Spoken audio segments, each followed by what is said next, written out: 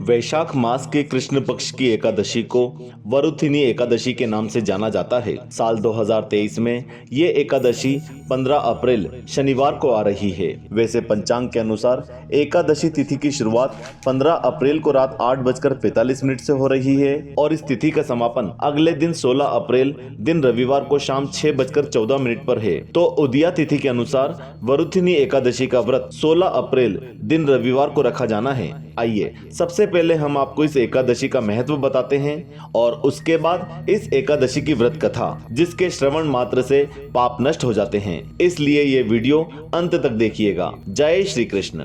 इस एकादशी के संबंध में पौराणिक ग्रंथों के अनुसार एक बार धर्मराज युधिष्ठिर बोलते हैं, हे भगवान, वैशाख मास के कृष्ण पक्ष की एकादशी का क्या नाम है, इसकी विधि क्या है तथा इसके करने से क्या फल प्राप्त होता है। आप कृपया विस्तार पूर्वक ये सब मुझसे कहिए, मैं आपको नमस्कार करता हूँ। इस पर द्वारिकाधीश श्री कृष्ण कहते हैं, हे राजेश्वर, इस एकादशी का नाम वरुथिनी है। ये सौभाग्य देने वाली, सब पापों को नष्ट करने वाली और अंत में मोक्ष देने वाली है। इस व्रत को यदि कोई अभागिनी स्त्री करे तो उसको सौभाग्य मिलता है। इस वरुथिनी एकादशी के प्रभाव से राजा मानधाता स्वर्ग को गए थे।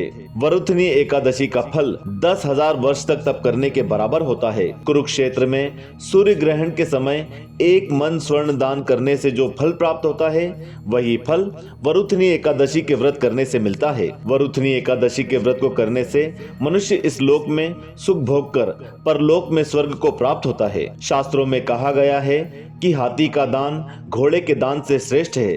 हाथी के दान से भूमि दान, भूमि के दान से तिलों का दान, तिलों के दान से स्वर्ण का दान और स्वर्ण के दान से अन्न का दान श्रेष्ठ है। अन्न के दान बराबर कोई दान नहीं। अन्न दान से देवता, पितर और मनुष्य तीनों तृप्त हो जाते हैं। शास्त्रों में इसको कन्यादान के बराबर माना जाता है। वरुथिनी एकादशी के व्रत से अन्नदान और कन्यादान दोनों के बराबर फल मिलता है। जो मनुष्य लोभ के वश होकर कन्या का धन लेते हैं, वे प्रलय काल तक नरक में वास करते हैं या उनको अगले जन्म में बिलाव का जन्म लेना पड़ता है। जो मनुष्य प्रेम और धन सहित कन्या का दान करते हैं, उनके पुण्य को चित्रगुप्त भी लिखने में असमर्थ हैं, उनको कन्यादान का फल मिलता है। हे राजन, जो मनुष्य विधिवत इस एकादशी को करते हैं, उनको स्वर्गलोक की प्राप्ति होती है। अतः मनुष्यों को पापों से डरना चाहिए। इसका फल गंगा स्नान के फल से भी अधिक है। इस व्रत के महात्म्य को पढ़ने से 1000 गोदान का फल मिलता है। अतः हर मनुष्य को इस एकादशी के दिन नियम पूर्वक धर्म आचरण में समय व्यतीत करना चाहिए। आइए अब मैं आपको इस एकादशी व्रत की कथा कहता हूँ। इसकी कथा ये है कि प्राचीन काल में नर्मदा नदी के तट पर मानधाता नाम के राजा राज्य करते थे। वे अत्यंत दानशील और तपस्वी थे।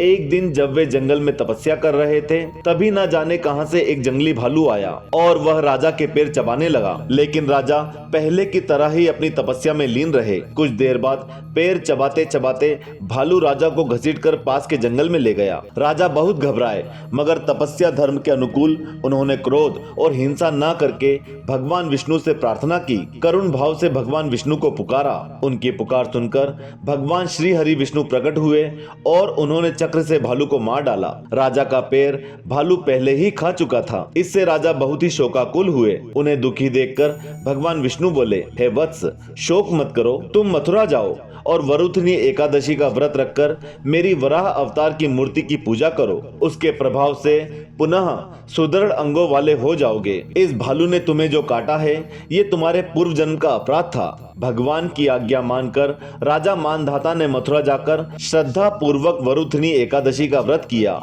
इसके प्रभाव से राजा शीघ्र ही पुनः सुंदर और संपूर्ण अंगों वाले हो गए। इसी एकादशी के प्रभाव से राजा मानधाता स्वर्ग को गए। जो भी व्यक्ति भय से पीड़ित है, उसे वरुथिनी एकादशी का व्रत रखकर भगवान विष्णु का स्मरण करना चाहिए। इस व्रत को करने से समस्त पापों का नाश होकर मोक्ष मिलता है।